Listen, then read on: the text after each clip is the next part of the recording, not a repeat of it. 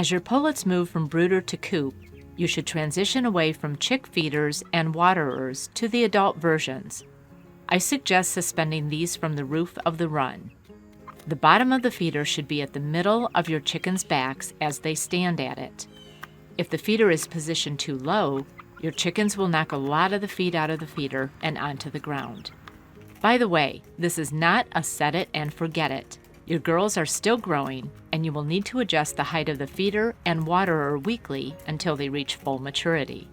Also, don't assume your girls will automatically adapt to the new food and water system. Make sure you see each of them eat and drink before you leave them alone. If your run has a roof, I recommend suspending the waterer from a chain. Set it at a height where your hens can easily reach it without having to strain or bend over too far. We like to use nipple waterers. I prefer these over a standard gravity waterer because there is a much smaller chance of spills. This means your bedding stays drier, and moisture-loving bacteria have much less chance to gain a foothold. Nipple waterers are easy to fill and hold a lot of water. You'll need to teach your girls how to use it. Grab one who is extra docile and might be a willing student. Okay, not her. How about this one? Well, you kind of could jump up and down like an idiot. And not her either. Let's try this girl. Okay, much better. Call her attention to the nipple by tapping on it. She'll likely be curious and peck at it. That's a good girl. Once she figures out that she can drink from it, she'll peck at it again and again. It won't take long for the others to join in. If you're concerned about food waste, one option you have is to get gravity feeders that have a feed chute. Chickens have to stick their heads inside to get the food, and so less can fall to the ground. The waterer works the same way. These are both simple enough that you could make them yourself using PVC. You can even buy the watering cup separately. Some of them have an extreme vertical profile, meaning they take up less room, another bonus. A drawback is that they accommodate only one bird at a time. Make sure that all of your chickens have equal access to food and water. Remember that there is a pecking order that determines who gets to eat and drink first. This may require you to provide more than one feeder and waterer. I mentioned in the chick care portion of this training that your girls should remain on grower feed until they reach 18 to 20 weeks or when they lay their first egg. Your hens need extra calcium to produce healthy eggs and maintain healthy bones, and conventional practice is to switch to a layer feed, which has a higher calcium content. However, this is a source of yet more debate in the chicken community. Some people say layer feed does not provide enough protein and that your hens will produce more eggs if you keep them on grower feed, which is higher in protein. You can then supplement your girls' diet with extra calcium, for example, by giving them oyster shells. There is research to support this, but it's intended for large commercial chicken farms wanting to maximize profit, not backyard flock owners like you and me who are keeping pets. I prefer to give my flock layer feed, and I've always had healthy chickens that lay lots of eggs. As you transition your flock from grower feed to layer feed, give them a mixture of both kinds over a 4 to 5 day period. This will help prevent digestive issues. With my latest flock, I also switched from layer crumbles to pellets, which are larger pieces and produce less waste. I mixed the last of the grower crumbles with the layer pellets, and my hens had no trouble adapting to the new texture. Your girls' food and water intake will continue to increase week to week until they are fully mature. Keep an eye on the feeder and waterer, making sure neither becomes empty. You don't need to worry about giving them too much feed, as chickens will self-regulate their diet. The average hen will eat 4 to 6 ounces of food per day, roughly 110 to 175 grams. Water is critical to a chicken's health. It helps them maintain their core temperature and is necessary for a healthy digestive system. A chicken will drink, by volume, about twice as much as they eat.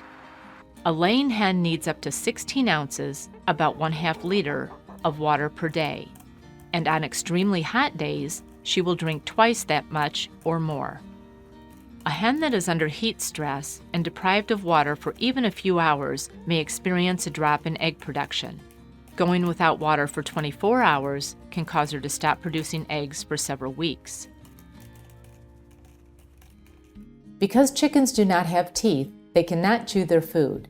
They essentially swallow their food whole, and it is then ground into pieces in the gizzard. Your chicken's diet should include grit, which consists of minute pieces of stone and other insoluble material. It assists the gizzard in breaking food into small digestible pieces. Chickens that free-range get plenty of grit in their diet through their foraging and pecking. Backyard chickens that are kept in a pen need to have their diet supplemented by grit. Your chickens know instinctively how much grit they need, so you should give them free access to it. There is plenty of grit in the sand I use in my run, but just to be safe, I put some out for my girls to peck at when they want. Now let's talk about treats and table scraps. The most important thing to remember is that your chicken's feed should comprise 90% of their food intake. It is specially formulated for their nutritional needs. They don't need anything else. So treats should be given sparingly, never amounting to more than 10% of their total diet. There are lots and lots of treats you can give your girls, too many to discuss here. I've compiled a list of the most common ones, and you can download that from the resources section. Chickens are omnivores. They will eat food of both plant and animal origin. So it might be tempting to give them every scrap from your table. But just because chickens will eat lots of different things doesn't mean you should indiscriminately toss food out to them. For instance, avoid giving them green potato peels, which can be toxic. The pit and peel from an avocado is another possible source of toxins. Candy and chocolate can be toxic as well, but chances are your girls don't like sweets anyway. Undercooked or dried beans, as well as rhubarb, are also thought to be toxic to chickens. Finally, never give them rotten or moldy food. It could make them sick. If your flock is getting enough daily feed, they will be pretty discriminate in what they will and won't eat, instinctively avoiding the things that are not good for them. You'll soon discover which table scraps they like most. One of my favorite things to do is take a whole cabbage and suspend it from a string in the run. It's a healthy treat, but also a way for the girls to relieve boredom. As the cabbage gets smaller, it begins to swing back and forth when they peck at it. We call it chicken tetherball. It's hilarious. Just remember the 90-to-10 ratio. And when you do give treats and scraps, do it in the afternoon after your chickens have had a belly full of their feed. And be sure to spread the goodies out over a wide area so all of your girls have access and no one gets pushed out. Finally, here are some general tips regarding food and water. It's imperative that your chickens' feed stay dry. If you put the feeder in the run, make sure the run is sheltered from rain and snow. Chickens do not need food and water overnight while they're sleeping, but these should be made available to them first thing when they wake up. If you're not an early riser, you will want to keep their water in the coop. I do not do this due to my water having frozen one winter and making a big wet mess all over the litter. I keep the water in the run, and so I or my husband are always up to let the girls out at daybreak. The only reason I would consider putting the water back in the coop is if the overnight temperatures were extremely hot. However, I live in a region where nighttime temperatures are moderate. If you use a nipple waterer, it's not enough to simply watch the water level in the bucket. Establish the healthy habit of checking the nipples each morning.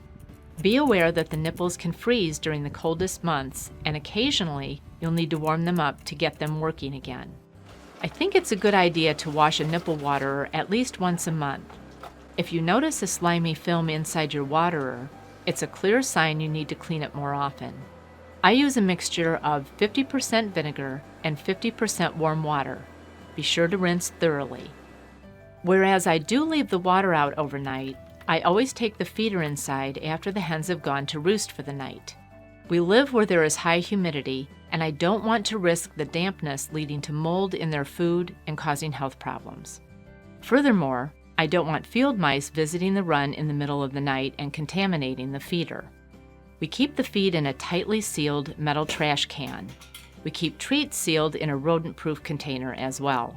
Be sure to store your feed and treats in a cool, dry place. We keep ours in the garage.